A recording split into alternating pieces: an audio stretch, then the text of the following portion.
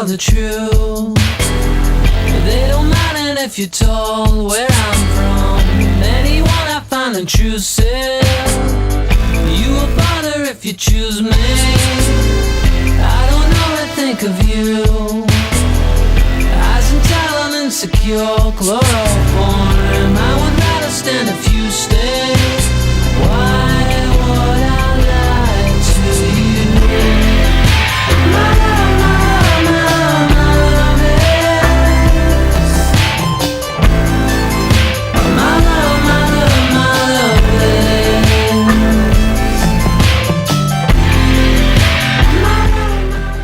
Yung nickname, yung palayaw. Nickname lang. Ano po yung palayaw? Popoy? Popo. Popo, ikaw. Vincent. Vincent, ikaw. Rayson. Ikaw. Erica. Jonas. Daniel. Ano? Lyson. Janvic. I will marry you on Tuesdays. I don't always tell the truth. If you want it, you can lose. Don't bother. Madam, ito na po. Simula po, Sherman. yes. Ano po buong pangalan niyo po? Nalisay din makuha Angeles. Gano'ng katagal na po kayong Opo. Hindi ako nagtatanim. Nagkukuha po. Kailan ba ako nag-asawa? Tagal na. Mga I-bluetooth ko muna. 20 years. Kasi 50 na ako. Umpisa na ako yung magkaasawa. Opo. Hindi na ako nagtrabaho sa Maynila. Hindi na ako pinabalik ng Mr. Pulo. So bali po magkahiwalay yung pamilya. Po. Basta di po kayo magkasama sa isang Ay, nauwi yung Mr. ko. Nauwi Tapos, pambaga yung Sunday, yung weekend. so, siyempre, yung lupa po, kanino po to? Like, Ito, hindi totally kundi doon sa pamangking ko. Hindi pa rin totally doon sa pamangking ko, kundi may-ari pa talaga. Sila ang nagtatrabaho dito. kayo. Like, parang, kumbaga, kayo po ba, like, mga magkakamag-anak po, sama-sama po ba kayo magtrabaho dito? Hindi, hiwa-hiwalay. Dahil marami yan, malulungan ako. Kanya-kanya kami. Kanya-kanya pong, dito. Is it Okay. May nire-release ba siya ng, Oo. Yung Yan ay bulaklak, ito bunga na. Yung mga kaong po, sa isang taon po, tuwing kailan lang po siya namumunga? Minsan din lang yun, sa santaw.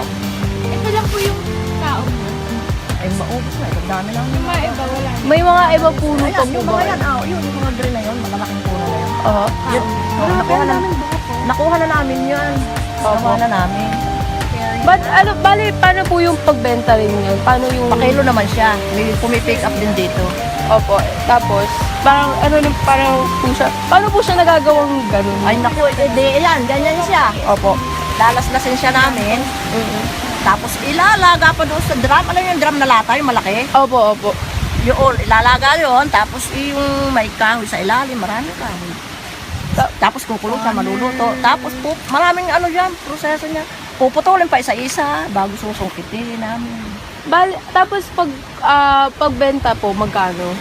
Magkano yung kita nyo po? Ay kami parte-parte dyan.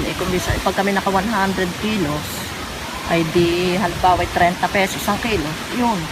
30 po? Oo, 30 yun. Ano po yung mas kumbaga mas maraming bunga? Yung mas nakakabenta ko? Yung kaong po ba o yung kape? Halos parehas. Farm visit, I learned that farming isn't a simple task, and because of it, I am now more appreciative of what I have right now. Because of the farm visit, I realized that it's hard to be a farmer since everything you plant is important. Even the fallen coffee beans have to be planted and have to be picked up, and you have to clean up after yourself. Aming farm visit, namulat ang aking mga mata sa realidad ng buhay dahil naranasan ko kung gaano kahirap ang trabaho ng mga magsasaka at maliit lang ang kita nila galing dito. Natutunan ko na dahil sa hirap ng buhay, dapat hindi gastusin ang pera sa mga hindi importanteng bagay. In the recent farm visit, I learned that we take a lot of things for granted. For example, the food at the table that we have every day. we always take it for granted. We never realize that people, farmers, they worked hard. They took care of those grains, those rice, the coffee that we eat, and we just waste. Farm visit was really an eye-opener experience for me because it made me realize how hard it is to earn money, how to work, especially when you need to earn money for your family. And it was also a fun experience because it's a new experience for me to go farming along with my friends.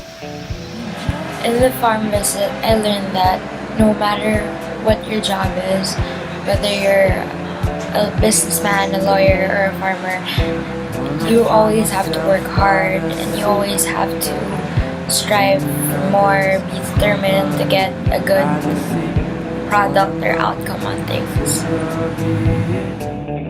Gonna die and have no fear because you